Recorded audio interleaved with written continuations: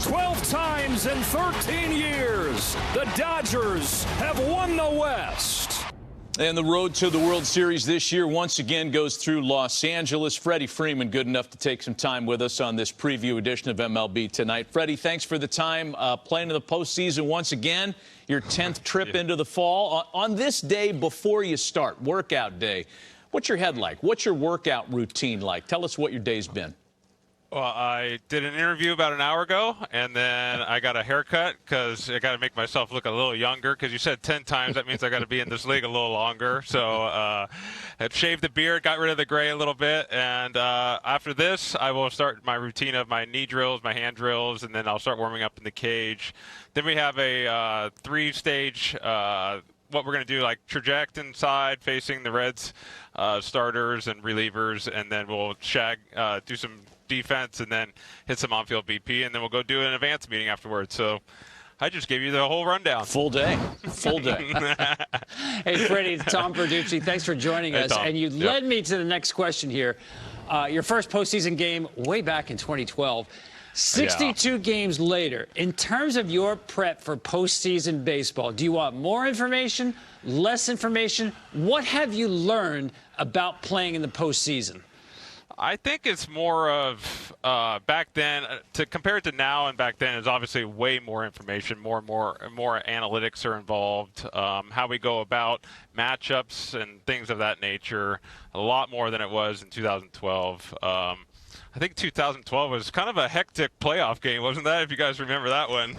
Yes. That was the infield fly rule game, yeah, with St. Louis. Yeah. But now it's more of it's like you kind of just like we have an app where we can look at all our at-bats. So I've already watched all my at-bats against Hunter Green in my career, what he's done in this last month, how he's attacking hitters a little bit differently. He had a great September, so kind of see what he's done differently.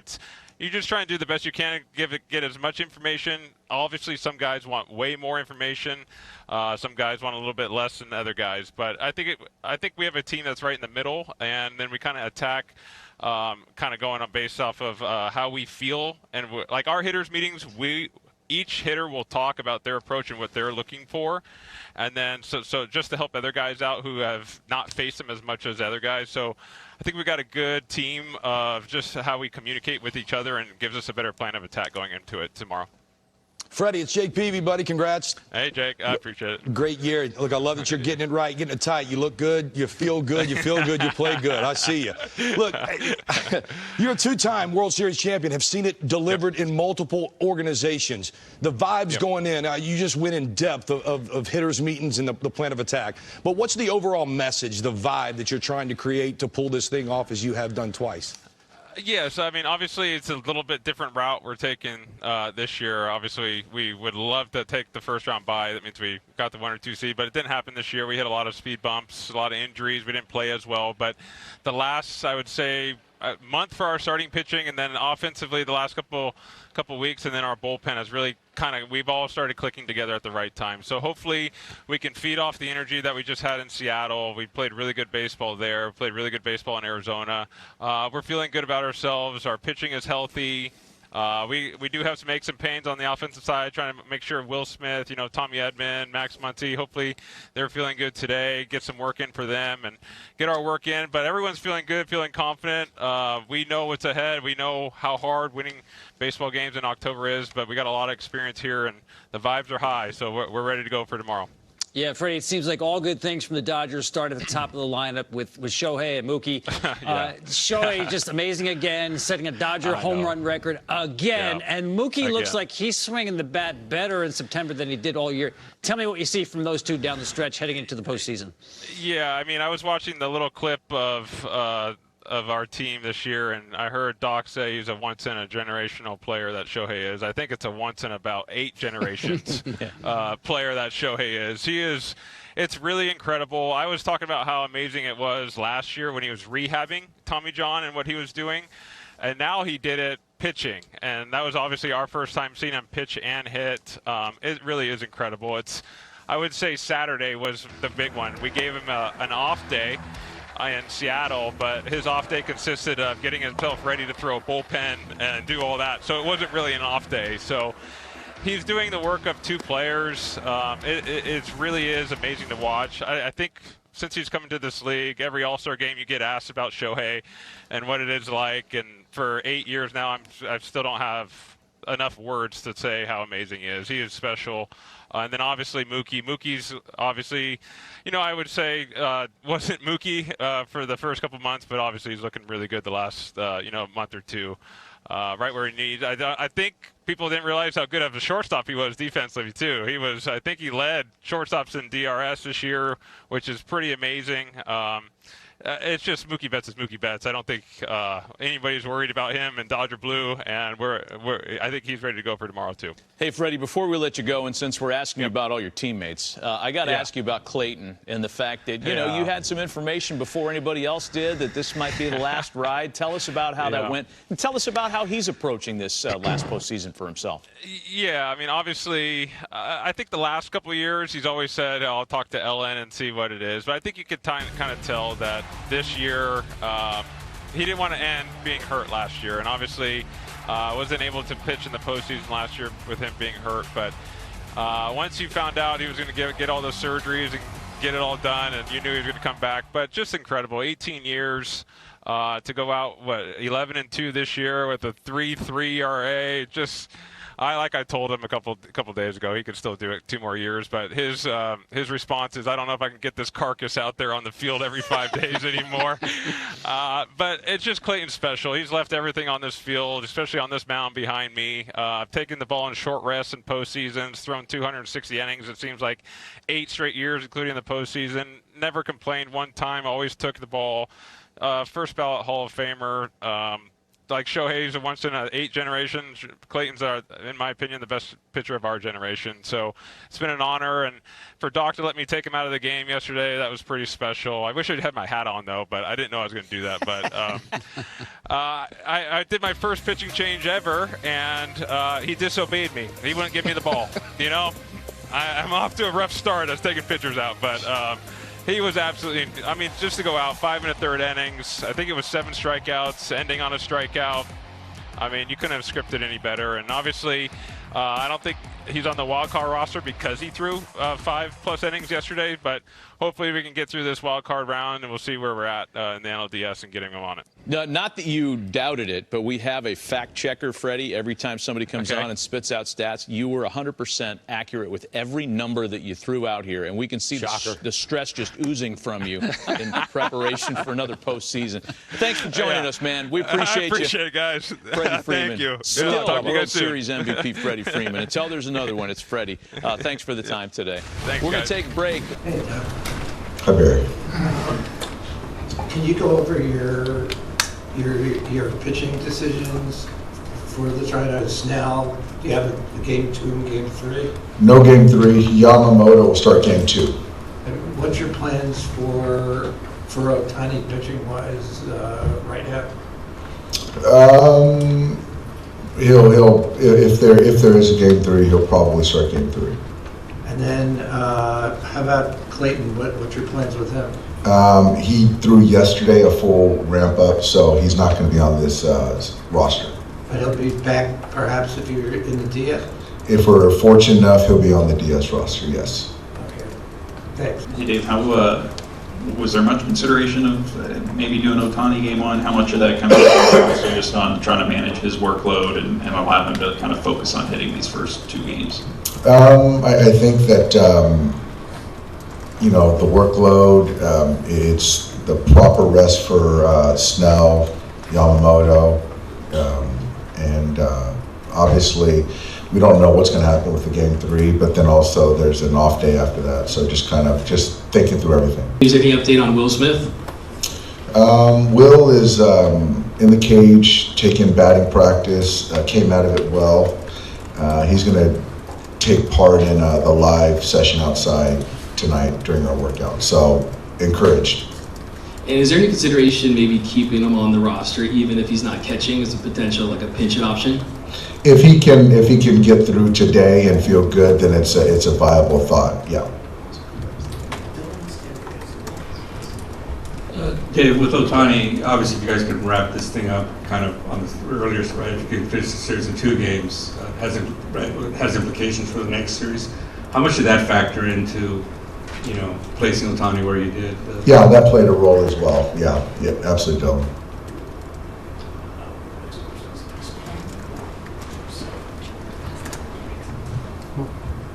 Bill, can you pass it out?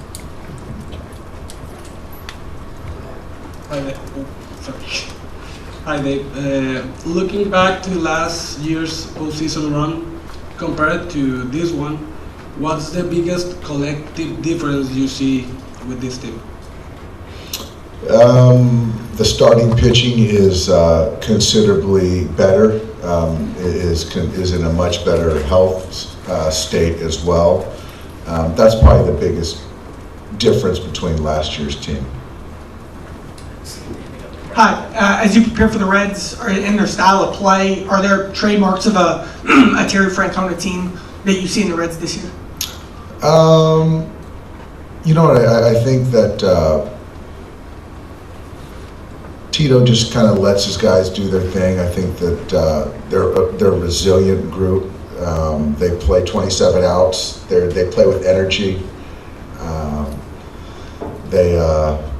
Yeah, I mean, I think it's a very well-balanced team. Obviously, you know, the starters are very notable, but they put the ball in play. They compete. They play, you know, solid defense. He's got some guys that he trusts in the pen, but I think for the most part, you know, Tito just kind of lets guys play and you know, play with energy. Hi Dave, I saw you gave him some at-bat last series at the Seattle. Did you see some improvement? I did. He looked really good. I thought his at-bats were really good. It was good to get him some consistent at-bats. And like I've always said, I think Haesung's he's been fantastic for us this year, and you know, so you know, going into tomorrow evening, you know, we've got some tough roster decisions that we're continuing to talk through right now. But he's had a heck of a year. Hey Dave, how are you? With the whole World Series hangover, how important is setting the tone in Game 1? Yeah, I don't think you know, the hangover part kind of I don't think that's relevant anymore. I think that we are locked in and focused on this series, but I do think that, you know, being at home, not having to travel, you know, it's important for us to strike early and really not let these guys kind of hang around and gain confidence. And you know, like I've talked about edge and just keeping our edge and not kind of giving these guys any opportunity or of life, you know. Dave, when you look at Sasaki, you know, how good he looked, how do you weigh that against, you know, maybe right, it wasn't like the most pressurized of situations, the fact that it was only twice, how do you kind of weigh all that, and do you know, if he's going to be on the roster? I expect him to be on the roster. Yeah, I expected. We haven't finalized anything yet. Yeah, I still think that the way he threw, the big games that he's pitched in before, I think that that's something that I can trust, certainly. I don't know what role that would be, but yeah, I think that what I've seen in the last couple outings, and even the ones in AAA, are considerably different than the ones he had earlier this year. Hi Dave, how much confidence do you have in the new version of the bullpen? Much more confidence, you know, than we had a couple weeks ago. And I think that it's because those guys have shown the confidence in themselves where they're throwing the baseball. I think the last week you saw guys more on the attack, you know, setting the tone versus, you know, pitching behind or pitching too careful. So, weirdly enough, not usually. I usually, because the preparation is so that I actually get kind of relaxed and enjoy it. At least that's the way it's been. And again, you never know what, I'm sure the way the game's played dictates some of that, but in the past, I've actually really been able to enjoy it. And just because I know once our preparation is ready, that doesn't ensure anything, but it gives me a little bit of a comfort level. Standing back left. I want to ask you about Shohei Ohtani. What's been the key to facing him? I can't tell you that. You'll go tell him. You don't want to let him get those arms extended because you make a mistake and it goes a long way.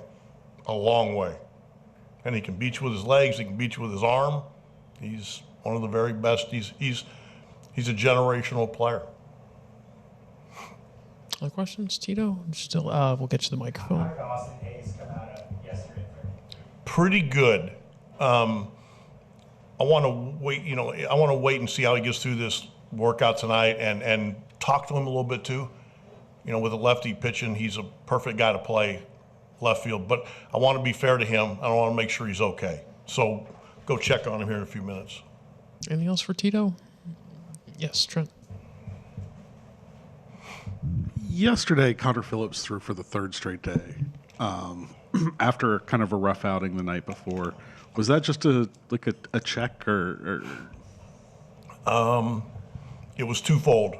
One, we were kind of getting a little short there, and Hunter was probably next.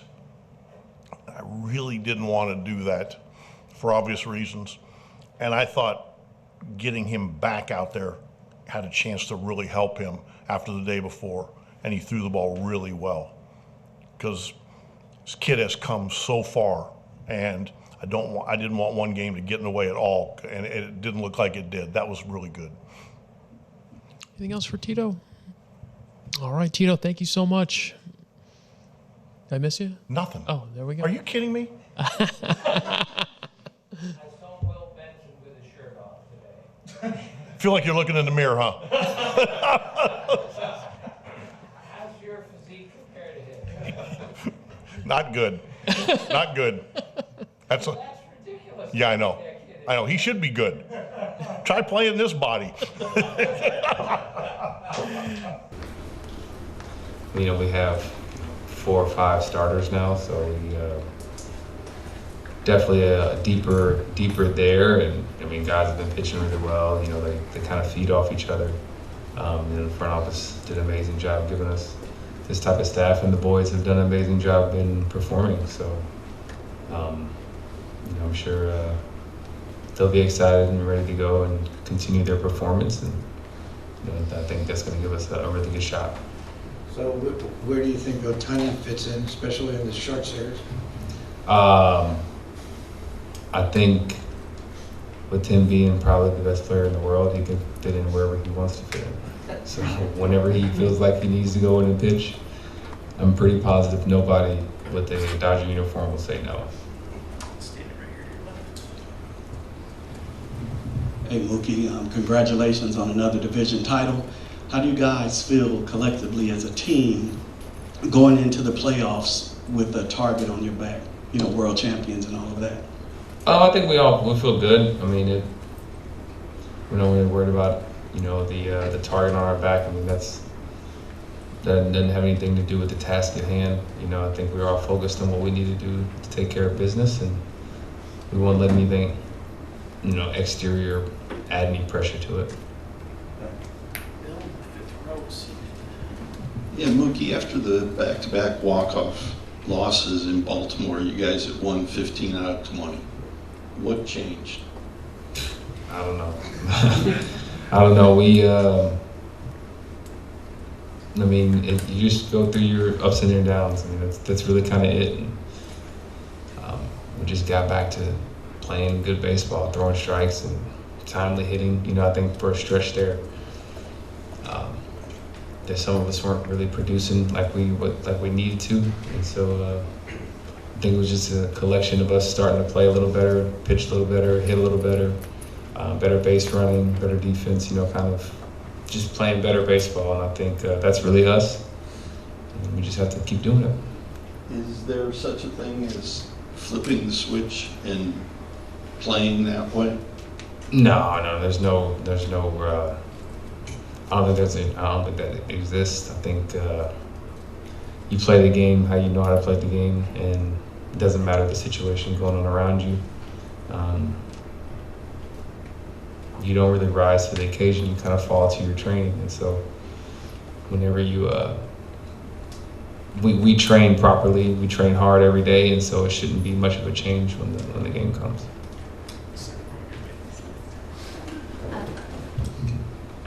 You mentioned pitchers feeding off each other, and I guess in the notion of timely hits, do you feel like in your lineup you guys feed off each other as well?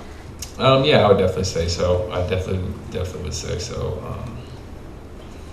But you know, in the beauty of this is anybody can start it. You know, it doesn't just start from Shohei or Freddie or myself. It starts with Pies and, you know, Tommy Edman and, you know, guys down there. Sometimes Ben Rortbat, you know.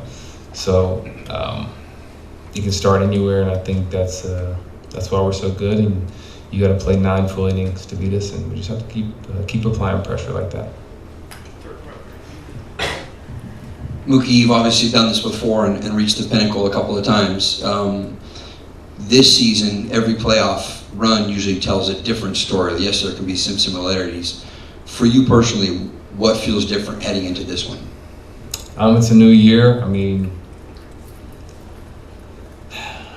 different challenges. You know, I think I just try and stay present, and so I don't really know to answer the question. You know, just because we'll find out as we go. And like I said, this postseason will definitely pose different challenges, different things that you have to do, different teams, and so it'll be fun, and I'm ready for whatever it brings.